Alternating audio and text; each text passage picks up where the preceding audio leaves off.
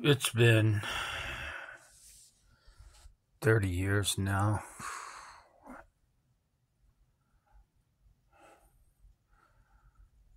Well, more, even more. It was 1992. And I was living in Mexico City. Distrito Federal, the Mexicans call it. I was living in the Tacubaya area.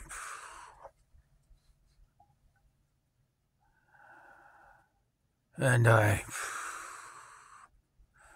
would go out at night with friends mostly, but sometimes alone.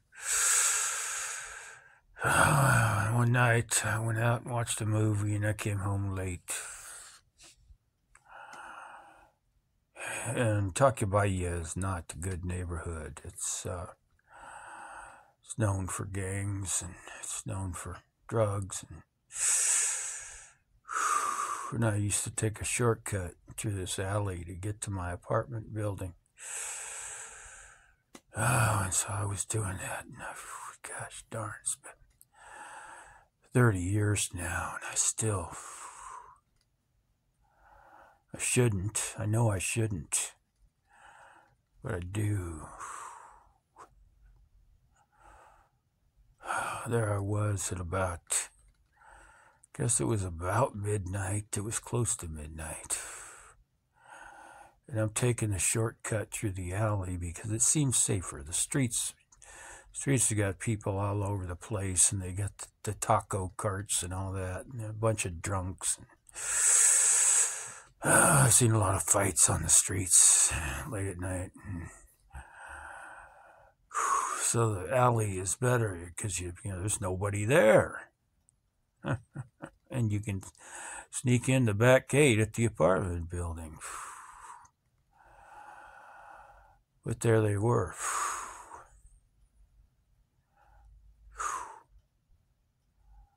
If you've never witnessed a rape, you're lucky. Woman was crying and basically crying. She was crying so hard she couldn't even scream. But she was saying, "Please stop, please stop, please stop," in Spanish.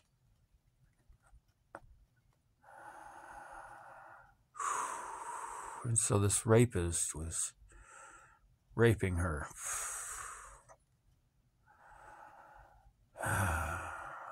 30 years ago. So I saw that. And he didn't see me in time. So I grabbed him. I grabbed him by the hair and the pants that he had pulled down so he could rape her. And I was in excellent shape. I'd been surfing every day and working out every day, going to the gym every day, lifting weights every day, before I moved to Mexico for that summer to study Spanish at the Ibero, famous school in Mexico City. So I was in great shape. And I heard that woman crying, "Please stop, please stop, please stop."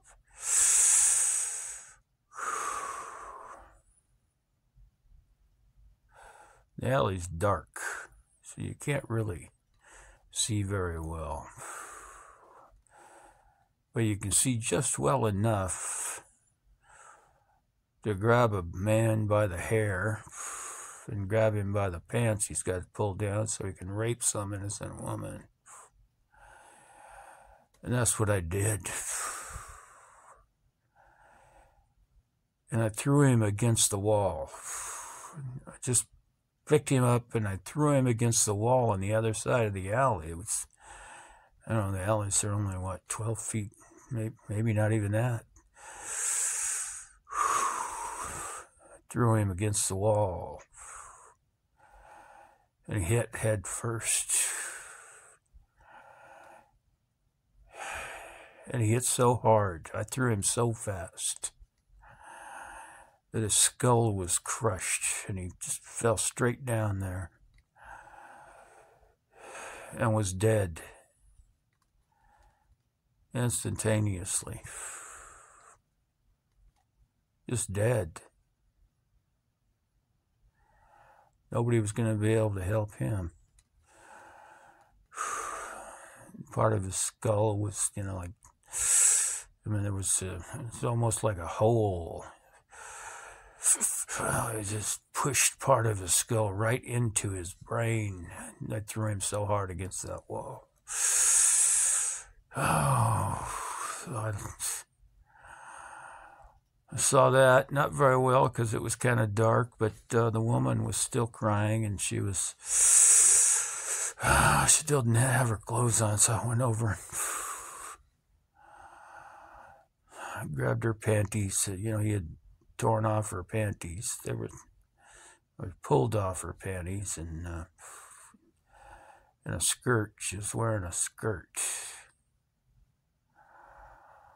So I got those things. I handed them to her, and I turned around so I couldn't see her, and she sobbed, and I could hear her putting the stuff on. And then she ran. She ran out of the alley. And it was just dark enough that I couldn't really see what she looked like. So I would never notice her, in a crowded Mexico City. Even though she probably lived in my neighborhood, she might have lived in the same building. Who knows? And I don't think she would notice me. She might have realized that I wasn't a fellow Mexican citizen, but might have realized that I was a white guy. And but she ran, and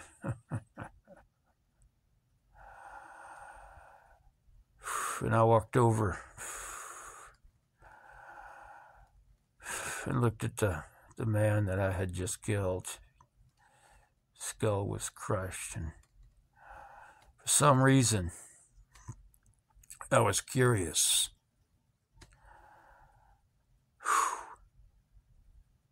I wanted to know this guy's name. I don't know how, what difference does it make what his name was? It's probably a bad decision, really. Once you know his name, then everybody else you meet with that name, first name, maybe first and last, because so many people have the same first and last names, but at least the first, especially in Mexico, where a lot of people have the same fucking name.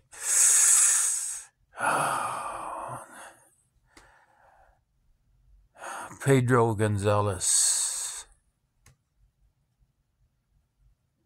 born 1969, February 12th. Pedro. So I killed Pedro. So, would anybody blame me? Would that woman blame me? Would she say, "Oh, you shouldn't have done that, Ringo"?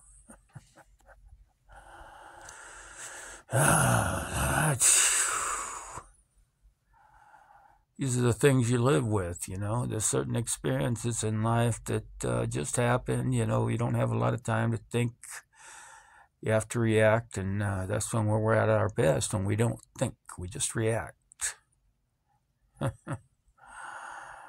Anybody who's But an athlete knows that, you have to condition, you just got to do it. So it's do it over and over and over and over and over and over until it's just a reaction. You don't really have to think. You don't have time to think. Now, in this situation, I guess it's not quite like sports. I probably had some time to think. I can hear her. I'm getting closer. I can hear the screaming. I can hear the, stop, don't. And so, my mind starts racing. I get closer and closer. It's a dark alley, and, but there's enough light, little moonlight, and suddenly I can see what's happening there. So I might have thought, but I don't think I thought. I think once I realized what was happening, I just reacted. I was on autopilot. Whew. And the adrenaline. Ho, ho, ho.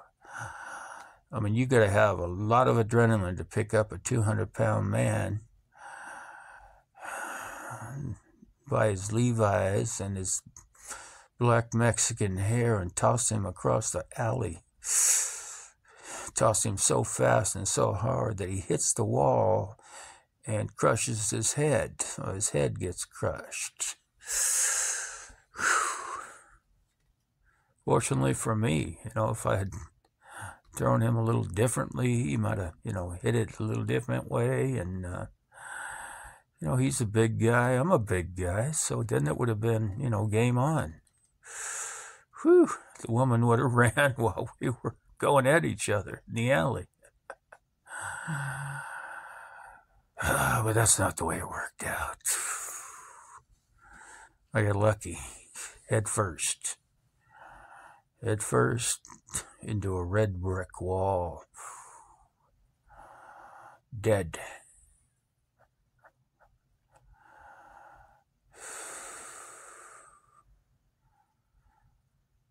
So that's one of those things you don't want to remember in life.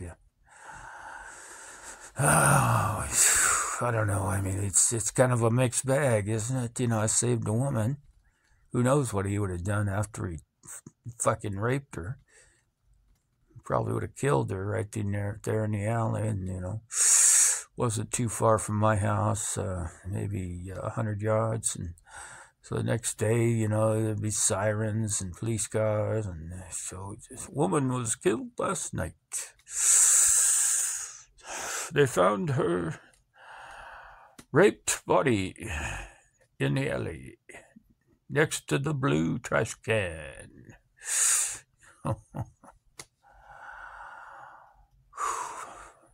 Well, there were sirens.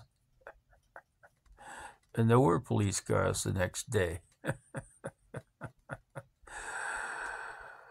But the news report was a little different. And I didn't actually watch news. We didn't even have a TV. I was living with this family in this apartment building, and they didn't have a lot of money. They didn't have a television. But everybody in the building was talking about, wow, somebody murdered somebody in the alley just right over there.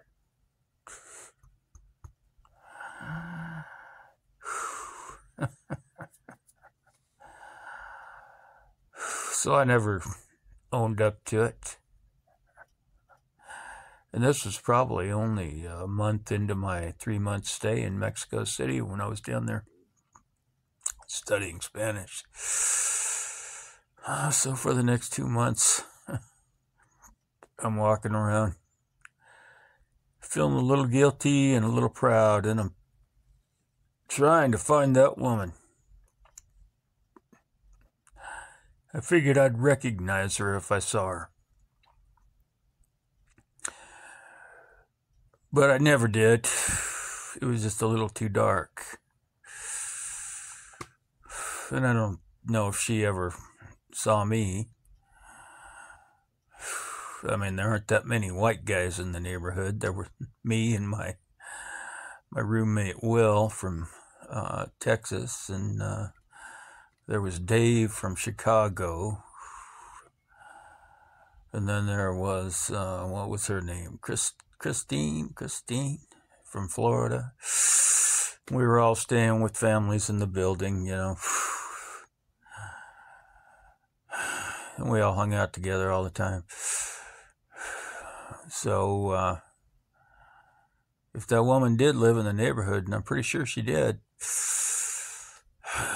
she must have seen all of us, because we were all out there all the time, you know, at the bus stop, eating at the taco carts and everything else. So she had to look and see us and probably guessed which one of us had done that night. It wasn't that dark. She realized, you know, some white guy had pulled the rapist off of her and tossed him across the alley. But she ran, and so I don't know if she knew until the next day. I guess, you know, whenever she learned about it, you know, till the next day that the guy was dead. So that's the way it goes, you know. Sometimes life gives you some lemons, or opportunities. I don't know. I know different friends of mine would think differently about that whole situation. Some of them would say, man, fucking fantastic, dude. Good move. And others would say, well, you should have turned yourself in.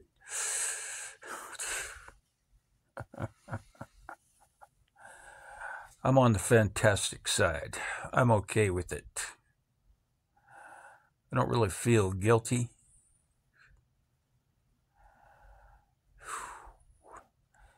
And I guess it's because I've experienced violence in my life. So I don't like people that are violent and disrespectful of other people's rights. So I'm okay with me. And it's been a long time now. So even if I post this on YouTube, which I will, I don't think anybody's going to come after me, you know. First, I'd have to prove it. Am I making the story up? Did I just happen to be walking down the alley and I found a dead guy there with his head crushed? And I thought I'd make up an interesting story about, or did I actually do what I just said I did? I'm not worried about it. And that's about all I got to say.